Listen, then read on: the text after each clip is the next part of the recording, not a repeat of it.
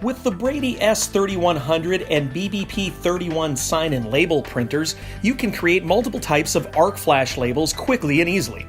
Now, it's important to note that printing arc flash labels does require the proper material to be loaded into the printer before you begin working with the template, so make sure you've got the proper material installed first. If you don't have arc flash labels as one of your home screen icons, you can access the templates by selecting More Label Types. We're going to select it right here. By tapping Arc Flash, several options will be displayed on the screen. The Arc Flash templates are very simple to use since they're fill in the blank. So you'll just need to enter your information in the proper fields for boundary distance, level of PPE requirement, and so on. You can use the arrows on the screen to navigate the fields, and once you've entered the information, just hit print.